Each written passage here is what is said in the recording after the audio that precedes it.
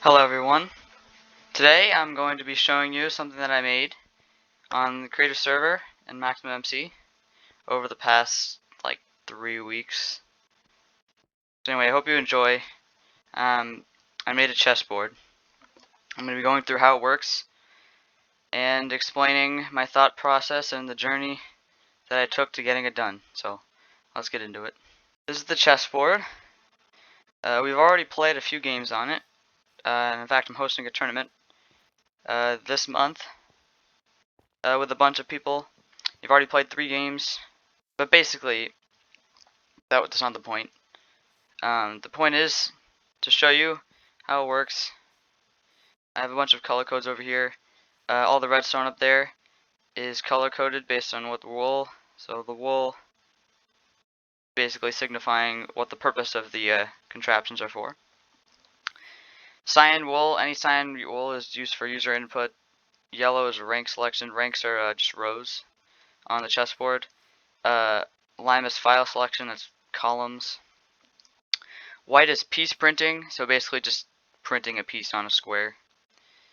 Purple is signal strength memory, so basically that's just every square is associated, like every piece, every type of piece, all 12, are associated with each of their own signal strength. So a pawn is, well, a white pawn is 2, a white bishop is 3, then knight b4, 5, queen is 6, king is 7, and then black pawn is 8, and so on. Great segment memory. So yeah, I'll explain this later, but basically, all of the 64 lights on each of the squares are divided into 25 different groups or segments, which are either all on or all off. So this is just saying which segments are on for a certain piece.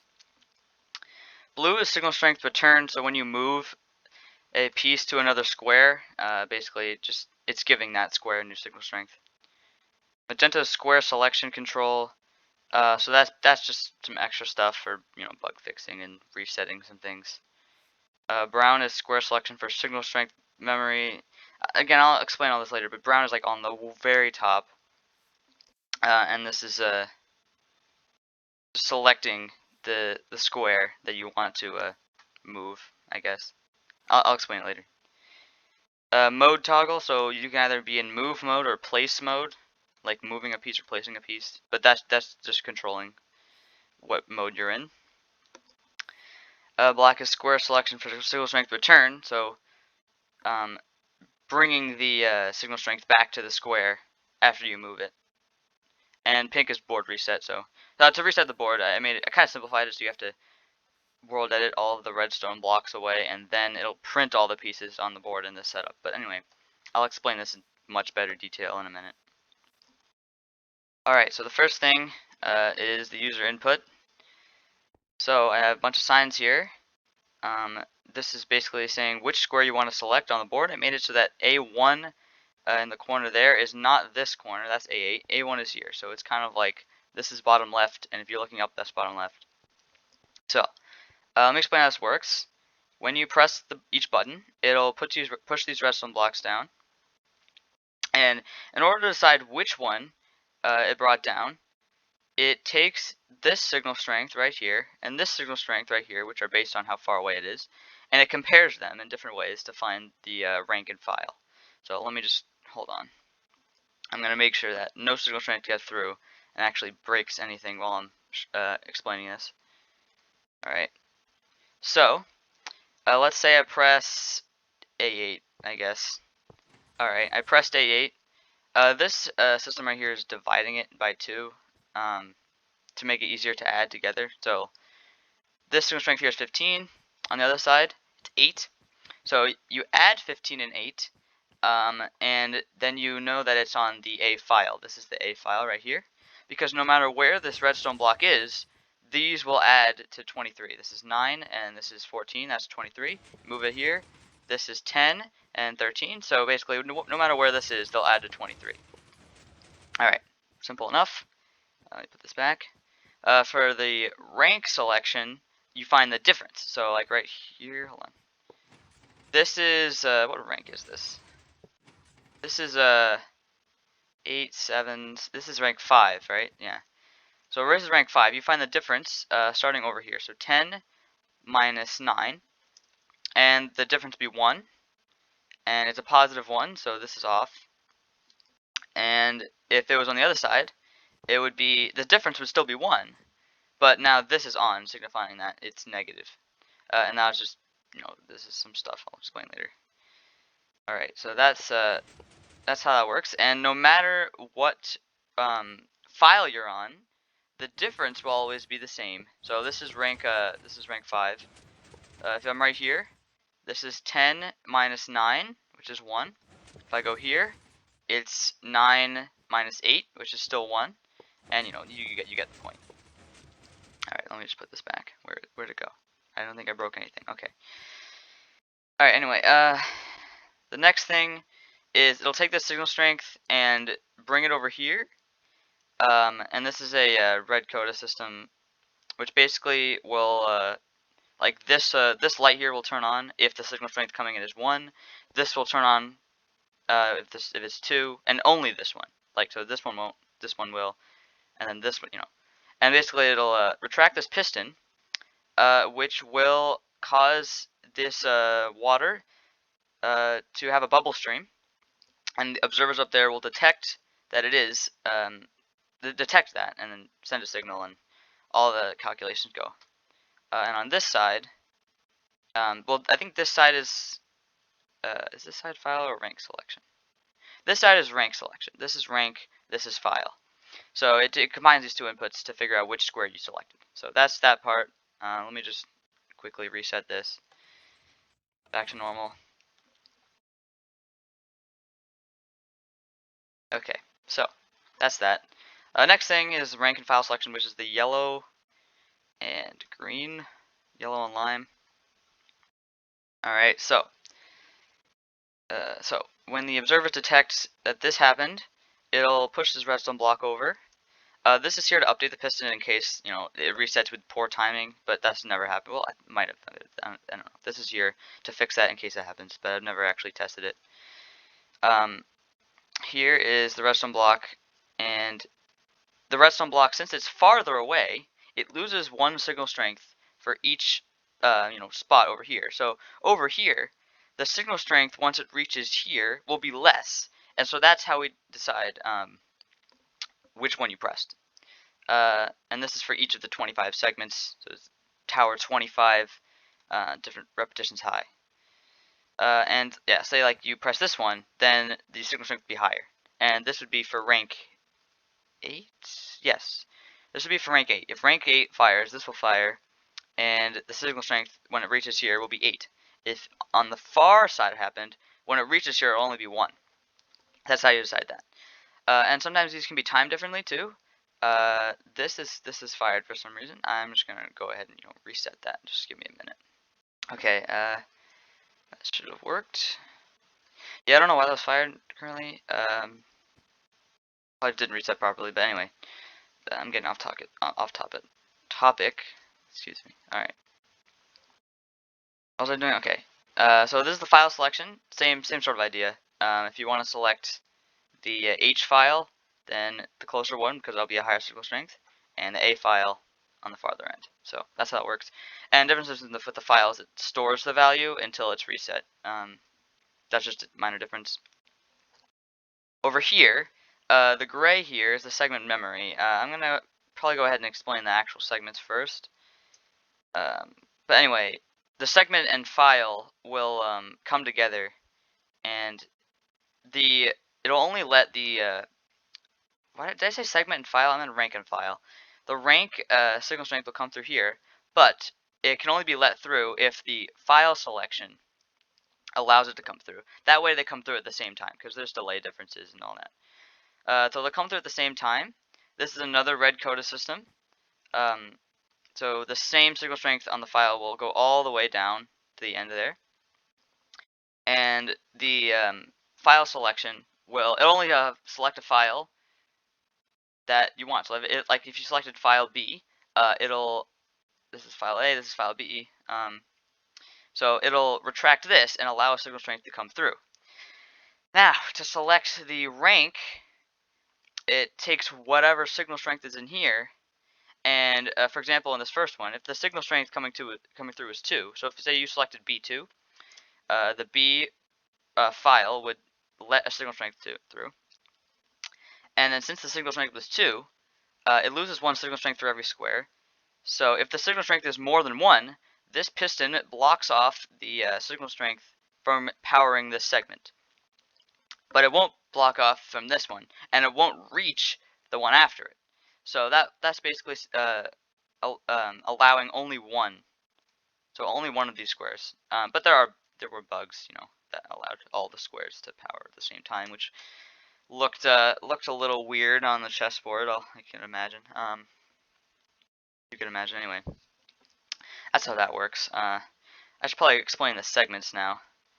So let me go over here.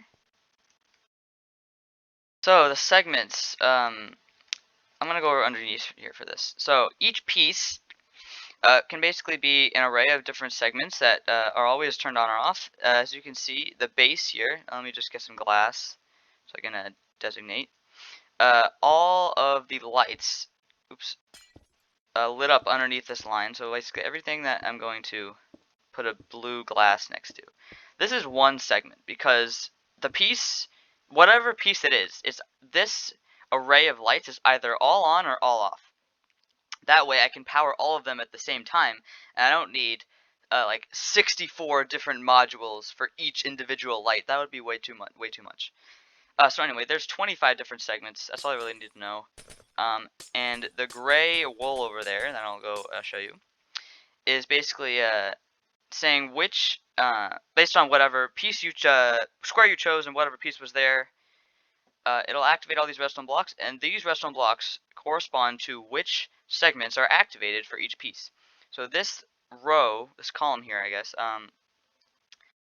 from bottom to top is a white pawn. As you can see, this bottom segment is the segment I just showed you, which is turned on when it is a pawn. All of these segments are turned off.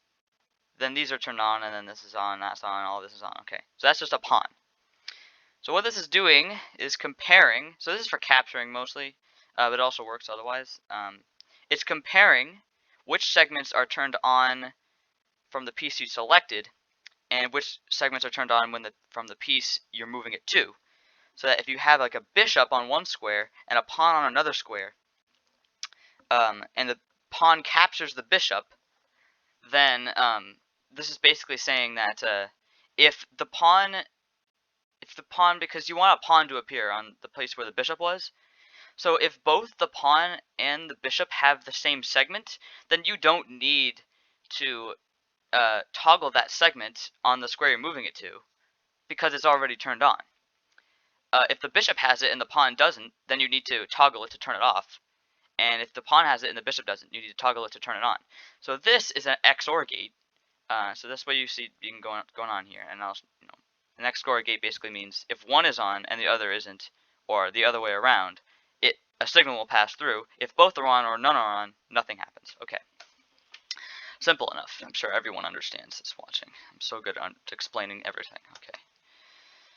Alright, what's next? Alright, this part, the toggle segment, mode. I can't talk today.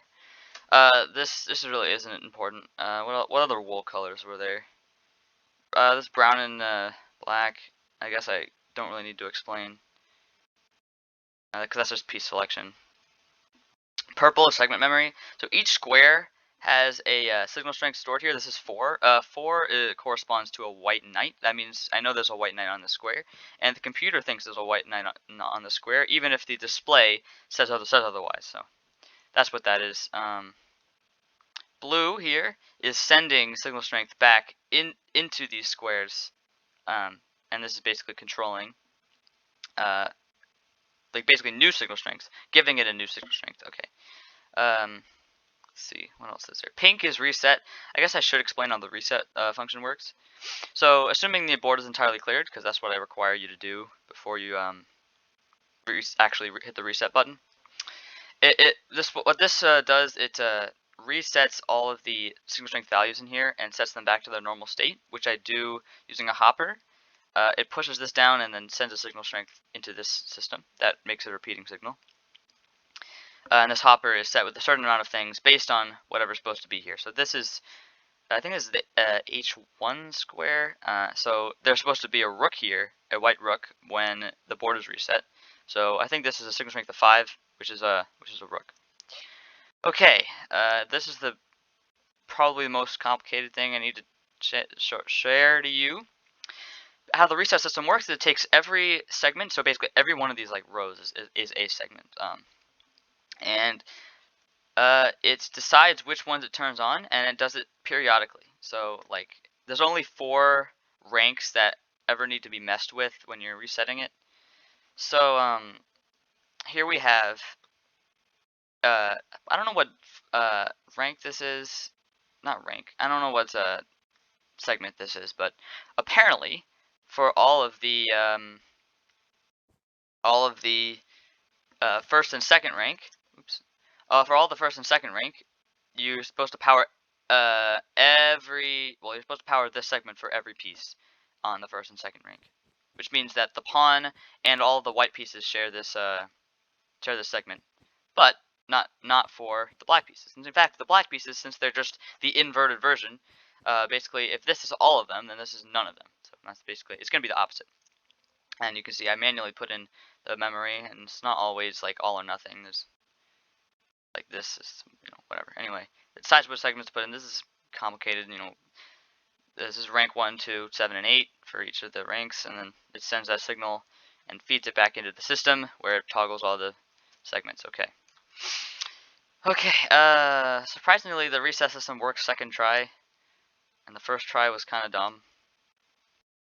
I don't know how that happened, but I think I've run out of things to explain that really matter. You guys kind of have the idea now. I guess I should show you like it actually functioning. Yeah, let's do that. Let's do that. I also have to explain the challenges I faced during this great, expedition journey I was making this thing, because it took a long time. So, I'll just show you moving like this pawn on e2 to e4. Oh, and by the way, like I did not code the rules of chess into this. If you're wondering, there are a bunch of different YouTubers who have. Well, I mean, I don't know about a bunch, but I've seen at least one person make a chessboard that actually has the rules coded into the game, but the display isn't like. They didn't focus on the display. It was more focusing on the actual rules of the game, and I wasn't focusing on that at all. I was more worried about the display. So these look like actual pieces. Okay. E2 to E4. So I want to press the E2 square. Bam. So this light will tell you when it's ready. And it's not ready right away, but it is ready. And then to E4. So it'll actually store the second button press, and then it'll come retrieve it later when it wants it.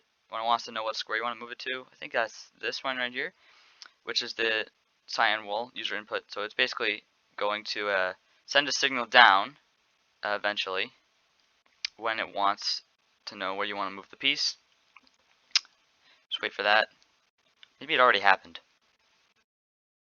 Nothing is happening. Really embarrassing. What? Oh, this is okay. So yeah, this is when I reset it earlier, I kind of broke the machine. Let's try that again. Let's just ignore that for now. Yeah, let's just not worry about that. That did not happen. Hold on. What? Wait, was it supposed to work and it lit? Okay, there was a missing redstone block. Seems normal enough. Literally one, if I moved any other piece, it would have worked. So yeah, I don't know what that was all about. What will it work actually? Now that that's happened. What? Okay, it moved. Okay, E2 is gone. I will warn you, like this is like the slowest machine ever. It takes like 30 seconds to make a move. Alright, so a pawn should appear on your E4. And it has. Okay, there we go. It actually does work. Okay. I know. That was kind of scuffed, so I'm going to do another example. The lights turn back on. So I'm going to move this bishop on F1 all the way to C4. So F1. Alright, I'm going to wait for the lights. And then press C4. Alright, and then a bishop should move from F1 all the way to C4. And then I'll show you the reset system again, because I want this to be reset anyway. So I'll show you how that works. I did not mean to press tab. Okay.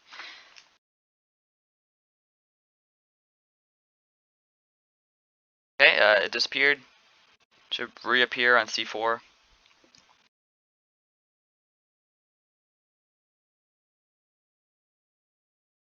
And there it is. Okay, so that's pretty much it for explaining it. There are a few things I want to discuss as well. So basically all the problems I face. So well, actually I should just explain while I'm resetting. On this creative server, there used to be a tile entity limit, which is basically every chunk. So this is the chunk borders. For every chunk, there could only be 512 tile entities, which I guess was to prevent lag, which is perfectly understandable. But the thing is, comparators count as tile entities. As you can see, there are like tons of comparators, like there's like tons like on the underneath these melons. Like anyway, the melons are only there because they don't slime blocks. Okay. Anyway, I'm getting really off topic, but basically there could only be 512 tile entities in a chunk, and since I had more than 512 comparators in some of the chunks, I had to use World Edit to manually place comparators down to bypass the limit. I have to talk while I do this. So that was really annoying. And once Creative had like a malfunction, and when it came back, all of my well, not all of them, but it reset the comparator limit, so it left 512 of my comparators and then got rid of the ones that went over the limit, and I lost a bunch of comparators. Thankfully, I had World Edit to copy them back, but like that was really annoying. And it happened down there too, and, like broke a bunch of things. And it happened 3 times in total, but it only happened once, like, and then it like a long time before it happened. The second and third time, and then I just contacted the owner and said, like, dude, my comparators are disappearing. Can you increase the limit? And he did. He's a nice guy. I like him. Alright, anyway. So now I don't have to worry about that anymore. I can place all the comparators I want. It feels really liberating, just to be honest. Yeah, place redstone block air. Okay, so what I just did is got rid of, it basically reset the board to this state, but this is not what I wanted in. I want all the pieces to be set up in their default position. So to do that, just press this button, and it'll do everything I explained. Put all the pieces in, reset their states. Alright, and then it'll slowly turn on. And it's a little bit, I don't know about laggy, I don't know what this is, but it takes a while to update. As you can see, we turn on a little bit of light. That's part of a segment, which is how you know that it's on a chunk border. See? Alright. And then, yeah, there's some coming on. Could update it up here. Some of them are turning on. Come on. You got this. Don't embarrass me, please. Okay. Here, yeah, there we go. Okay, it worked. We're good. Alright. There's a demonstration of that happening. So, probably discuss like the tournament. I am hosting a tournament. I already recruited 8 people. The tournament is a complicated bracket and everything. We're supposed to play 17 games, which I guess you know each game takes like forever, and we can't actually finish each game. It lasts like 2 hours, and then we have to decide who has the better position because it's just too slow a machine. So yeah. Back here, I recorded some of the moves in the games. This is from the tournament. This is some casual games that I played against some people on the server. Bunch of the moves. If you really want it, if you really care about the moves, like go ahead and put. This is games from the tournament, which are shorter because we didn't have as much time. Also, there was a point where we made, well, someone made an illegal move and we didn't notice until later. So I just put an exclamation mark there. to signify that like no one noticed, so we just let it pass. This isn't really serious at all. It's just for fun. But anyway, if you want to come on and see, get up close with this machine, you can go ahead and do that. The IP to the server I'm on, I'll just type it in my chat bar. I'm misspelling everything. There it is, MaximumMC.net. I actually kind of forgot. I should probably show you this. This is the Board of Bugs TM. This is like all of the bugs I had to fix and all of the goals I wanted to complete. This is says in progress, like pawn promoting system. I didn't actually get to do that. Oh, and also like castling and en passant. I guess you can do that. It just takes 2 moves. Just treat it as 2 separate moves. Anyway, performance improvements. You know, make it less slow. I don't know how to do that though. It's a problem. And then also pawn promoting. That's what I'm working on currently. I don't feel like doing it, but sure. Anyway, that's all. Have a nice day. Oh, and also, if you want, you can follow me on Twitch. It's where I recorded and streamed all the tournament games. So if you want to come and see that, follow me at IceflameXXII, which is just the Roman numeral for 22. Anyway, that's all. I promise. All right, goodbye.